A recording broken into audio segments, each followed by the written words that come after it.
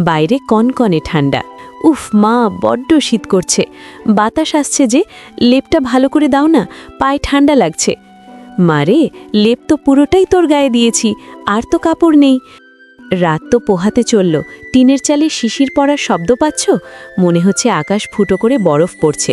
উফ, আজ যা শীত পড়েছে, হাড় যেন জমে যাচ্ছে। তুমি কি আজ কাজে বেরোবে না?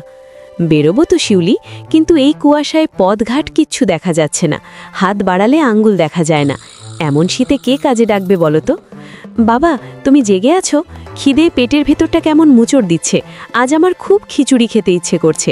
ধোঁয়া ওঠা গরম ভুনা খিচুড়ি। কাল রাতে স্বপ্নে দেখলাম আমরা কলাপাতায় খিচুড়ি খাচ্ছি, আর মা একটা আস্ত ডিম ভাজা দিচ্ছে। কি যে ঘ্রাণ! চুপ কর মা, সকালে ওসব কথা মুখে আনিস না। ঘরে এক মুঠো চাল নেই, হাঁড়ি চড়বে কিনা তার ঠিক নেই, আর উনি এলেন রাজকীয় খিচুড়ি খেতে। স্বপ্ন দেখলে কি পেট ভরে? আহ শিউলি, ধমকাচ্ছ কেন মেয়েটাকে? ছোট মানুষ, শীতের দিনে একটু ভালো খেতে চাইতেই পারে। ওর পেটে খিদে, তাই ও স্বপ্নেও খাবার দেখছে। আজ আমি বের হচ্ছি, যে করেই হোক আজ তোমাদের খিচুড়ি খাওয়াবো, সাথে ডিম ভাজাও থাকবে। কুয়াশার কারণে পথ দেখা যাচ্ছে না। হাঁটতে হাঁটতে সে এক সবজি ক্ষেতের পাশে এসে দাঁড়ায়। কুয়াশায় তো কিছুই দেখা যাচ্ছে না। ওই তো গফুর চাচা একা মাঠে কাজ করছে। আসসালামু আলাইকুম গফুর চাচা, এই হাড় কাঁপানো শীতে আপনি একা মাঠে? ওয়ালাইকুম আসসালাম। কে রে? কুয়াশায় তো মুখ চেনা যায় না, পলাশ নাকি? জি চাচা, আপনার তো কোমরে বাত, শরীর খারাপ করবে তো, উঠে আসুন। পেটের জ্বালা বড় জ্বালা রে বাপ। ক্ষেতের ফুলকপি আর নতুন আলু সব পেকে আছে। আজ না বাজারে পাঠালে সব পচে নষ্ট হবে।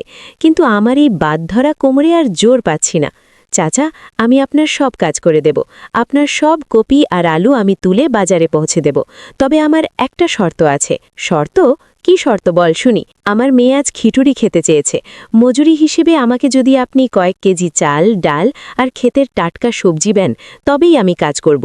নগদ টাকা না দিলেও চলবে। শুধু এইটুকু? ঠিক আছে বাপ, তুই কাজ শুরু কর। আমি তোকে চাল, ডাল, সবজি তো দেবই, সাথে ডিম কেনার জন্য নগদ টাকাও দেব। আমার নাতনির বয়সী মেয়েটা খেতে চেয়েছে, আর আমি দেব না? যা, কাজে নেমে পড়। পলাশ হাড় কাঁপানো শীতে ক্ষেত থেকে কপি আর আলু তুলছে। তার হাত পা ঠান্ডায় জমে যাচ্ছে, তবুও সে টুম্পার হাসি মুখের কথা ভেবে কাজ চালিয়ে যাচ্ছে। এরপর সে সব সবজি বাজারে নিয়ে বিক্রি করে। এই যে টাটকা ফুলকপি, নতুন আলু, শীতের সেরা সবজি নিয়ে যান বাবুরা। পলাশ সততার সাথে সবজি বিক্রি করে এবং ভালো দাম পায়। সবজি বিক্রির টাকা গফুর চাচাকে বুঝিয়ে দেয়। গফুর চাচা খুশি হয়ে তাকে চাল, ডাল, সবজি আর ডিম কেনার টাকা দেয়। পলাশ ব্যাগ হাতে হাসি মুখে বাড়ি ফিরছে।